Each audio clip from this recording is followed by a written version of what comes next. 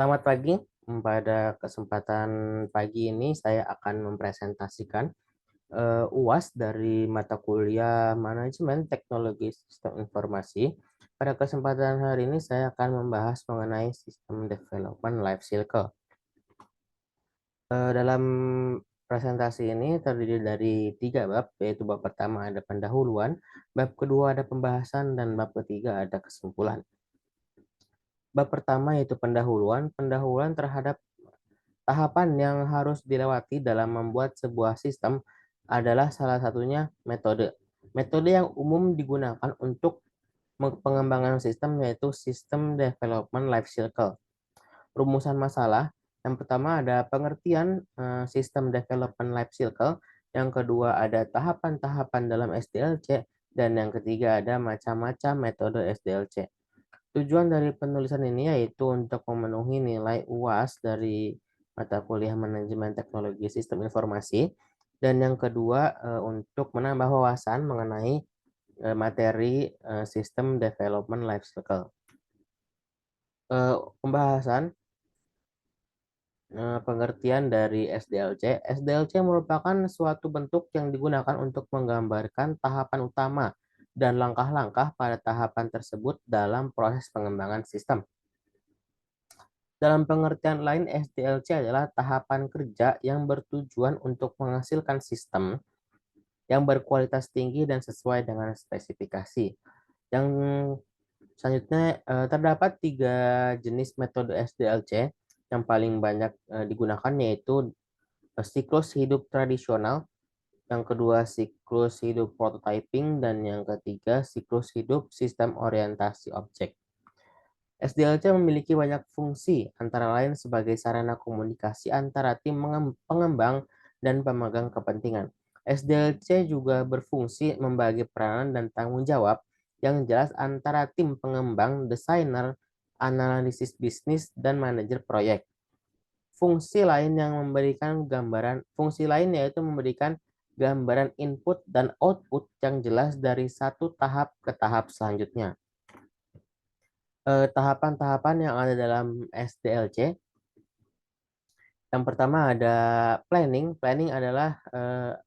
Planning ini merupakan perencanaan yang merupakan fase yang paling krusial dalam tahapan SDLC. Yang kedua ada analisis. Hasil dari analisis merupakan kelebihan dan kekurangan sistem, fungsi sistem, dan pembaharuan sistem. Yang ketiga ada desain. Seluruh hasil dari analisis dan penetapan spesifikasi akan diterapkan menjadi sebuah rancangan. Yang keempat ada testing. Tahap testing untuk mengecek apakah di dalam software tersebut terdapat bug atau error dan apakah dapat berfungsi sesuai dengan kebutuhannya atau tidak. Yang kelima ada implementation atau implementasi software yang telah diuji coba dan bebas dari bug dan juga error dan berfungsi dengan semestinya, maka software dapat diluncurkan untuk semua orang. Yang terakhir ada maintenance, monitoring dan pengecekan secara berkala untuk memonitor apakah adanya bug yang muncul dan juga pembaharuan dari sistem tersebut. Macam-macam metode SDLC. Dalam SDLC sendiri sebenarnya ada beberapa metode, namun dalam presentasi kali ini saya akan menjelaskan 3 metode saja. Yang pertama ada metode waterfall. Metode waterfall adalah metode kerja yang menekankan fase secara berurutan dan sistematis. Disebut waterfall sendiri dikarenakan proses pengembangannya itu mengalir dari satu arah ke bawah, seperti air terjun. Metode waterfall juga termasuk ke dalam metode pengembangan sistem yang kurang efektif dan fleksibel karena proses pengembangannya hanya satu arah saja. Yang kedua ada metode prototype. Metode prototype adalah metode yang memungkinkan pengguna mengetahui bayangan awal tentang sistem yang nantinya akan dikembangkan, dan pengguna dapat melakukan pengujian awal sebelum akhirnya sistem tersebut diluncurkan secara massal. Yang ketiga ada metode agile. Metode agile adalah metode yang mengutamakan kelincahan tim sehingga metode ini sangat cepat dalam pengembangannya.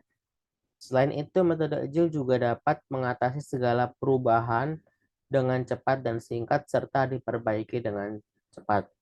Namun developer harus beradaptasi dengan metode ini dengan cepat terhadap perubahan apapun.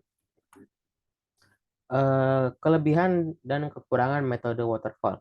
Kelebihan metode waterfall, proses yang berurutan menjadikan proses pengerjaan dapat terjadwal dengan baik.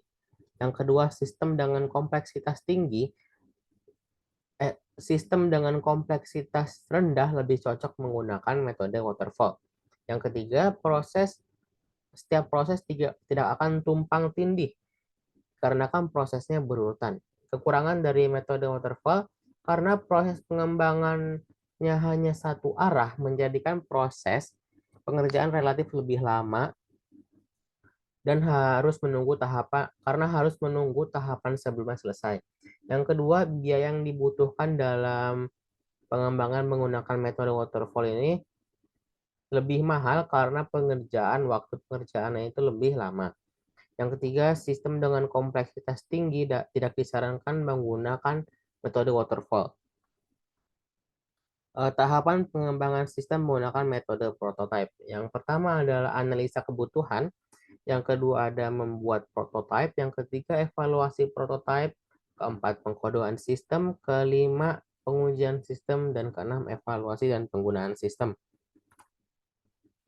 Kelebihan dan juga kekurangan dari metode prototype. Kelebihan, waktu pekerjaan singkat. Dikarenakan pengembangan mengetahui rancangan yang diharapkan, maka penerapan fiturnya lebih mudah. Kekurangannya, proses analisis dan perancangan sistemnya terlalu cepat dan juga singkat. Jika terjadi perubahan, maka akan sulit karena metode prototype tidak terlalu fleksibel. Kelebihan dan juga kekurangan dari metode Agile. Kelebihan yang pertama yaitu pembangunan sistem dibuat lebih cepat dan tidak memerlukan sumber daya yang sangat besar. Yang kedua, mengurangi risiko kegagalan implementasi sistem dari segi non-teknis. Jika pada saat pembangunan sistem terjadi kegagalan, kerugian dari segi materi relatif lebih murah atau lebih kecil. Kekurangannya yaitu metode Agile kurang sesuai dengan tim yang beranggotakan 20 orang atau lebih. Dikarenakan perubahan yang bisa terjadi kapan saja, maka seluruh tim harus siap dengan perubahannya. Yang terakhir yaitu kurang cocok dengan tim yang berkomitmen menyelesaikan proyek secara bersama-sama. Bab 3 kesimpulan, sistem development life cycle atau dalam bahasa Indonesia adalah siklus hidup pengembangan sistem adalah siklus yang digunakan dalam menggambarkan tahapan utama dan langkah-langkah dalam tahapan tersebut untuk membantu proses pengembangannya. SDLC berisikan beberapa tahapan yang umumnya berjumlah 6 tahapan, yaitu planning, analysis, design, testing, implementasi, dan maintenance.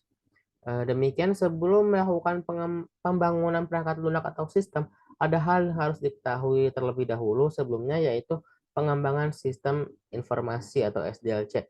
Hal ini dilakukan untuk mengembangkan dan menghasilkan suatu sistem yang baik dan berkualitas. Mungkin cukup sekian dari saya untuk presentasi pada hari ini. Apabila ada kekurangan, saya mohon maaf.